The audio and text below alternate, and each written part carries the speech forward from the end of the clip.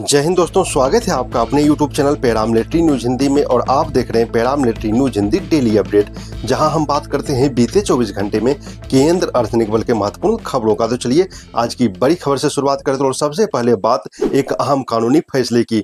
Delhi high court ने CRPF constable की पत्नी को मुआवजा देने का आदेश दिया है। मामला उस जवान से जुड़ा है जिसकी ड्यूटी ऑफिस टाइम खत्म होने के बाद भी मानी गई और उसी दौरान उसकी मौत हो गई थी। कोर्ट ने कहा कि सीआरपीएफ जवानों की ड्यूटी सामान्य सरकारी नौकरी की तरह सीमित नहीं होती।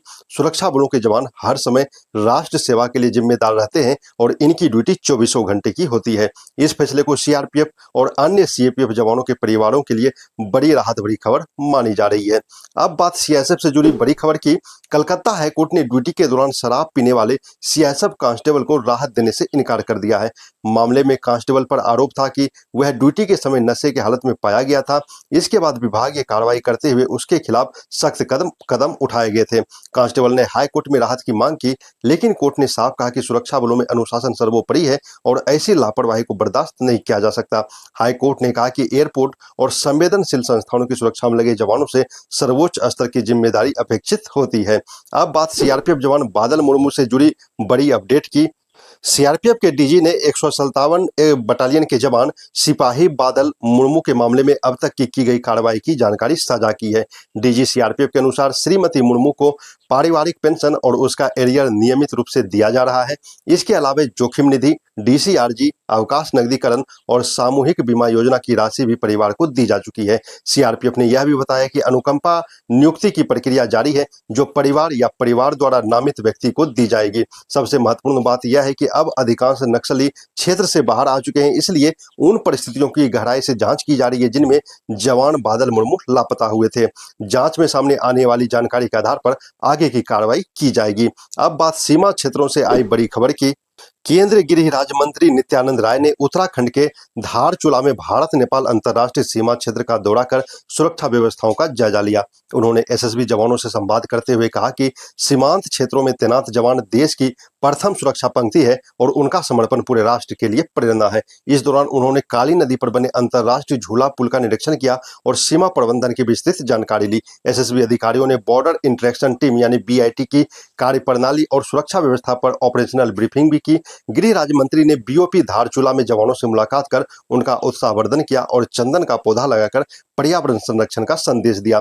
इसी दौरे के दौरान उन्होंने उत्तराखंड के चमोली जिले में भारत चीन एलएसी पर आईटीबीपी की रिमखिम चौकी का भी दौरा किया। उन्होंने हिमवीरों से संवाद करते हुए कहा कि -30 से 40 डिग्री तापमान में भी हमारे जवान अद्भुत साहस और समर्पण के साथ सीमा पर डटे हुए हैं। उन्होंने स्थानीय ग्रामीण महिलाओं और बच्चों से मुलाकात की और वोकल फॉर लोकल अभियान की सराहना की। अब बात पश्चिम बंगाल बॉर्डर से आई बड़ी खबर की। बीएसएफ के अनुसार बंगाल के हकीमपुर बॉर्डर पोस्ट पर 150 संदिग्ध बांग्लादेशी नागरिक की जांच की गई। इनमें से 60 लोगों को बॉर्डर पर वापस भेज दिया गया, जबकि 90 लोगों को स्थानीय पुलिस के हवाले किया गया। रिपोर्ट के मुताबिक पश्चिम बंगाल सरकार की डिटेक्ट, डिलीट एंड डिपोर्ट नीति के बाद बड़ी संख्या में अवैध प्रवासी बॉर्डर की ओर पहुंच रहे हैं। बीएसएफ अधिकारियों के अनुसार जो लोग खुद को बांग्लादेशी नागरिक बताते हैं, उन्हें पहले अपनी पहचान, दस्तावेज और बायोमेट्रिक जानकारी देनी पड़ती है। अगर किसी का रिकॉर्ड संदिग्ध मिलता है या किसी आपराधिक मामले से संबंध सामने आता है तो उसे पुलिस को सौंप दिया जाता है। बीएसएफ ने यह भी बताया कि हकीमपुर का इलाका नदी और बिना फेंसिंग वाले क्षेत्र में होने के कारण काफी संवेदनशील माना जाता है। अब एक और बड़ी खबर इसी मुद्दे से जुड़ी हुई आ रही है।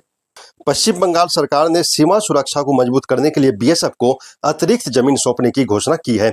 मुख्यमंत्री शुभेंदु अधिकारी के अनुसार अब तक 142 एकड़ से ज्यादा जमीन बीएसएफ को बारवर्ड वायर फेंसिंग और आउटपोस्ट निर्माण के लिए दी जा चुकी है। इसमें सबसे ज्यादा जमीन मुर्शिदाबाद, जलपाईगुड़ी और कूच बिहार जिले में दी गई है। सरकार का लक्ष्य अगले 45 दिनों में 600 एकड़ जमीन हस्तांतरित करना है। बांग्लादेश सीमा पर अवैध घुसपैठ रोकने और सुरक्षा व्यवस्था मजबूत करने के लिए इस कदम को काफी महत्वपूर्ण माना जा रहा है। अब बात सीआईएसएफ की एक प्रेरणादायक पहल की। तमिलनाडु के थक्कोलम स्थित सीआईएसएफ रिक्रूट ट्रेनिंग सेंटर ने रेडियो रंगरूट एक आवाज एक प्रहरी एक परिवार नाम से एक अनोखा कम्युनिटी रेडियो इनिशिएटिव शुरू किया है।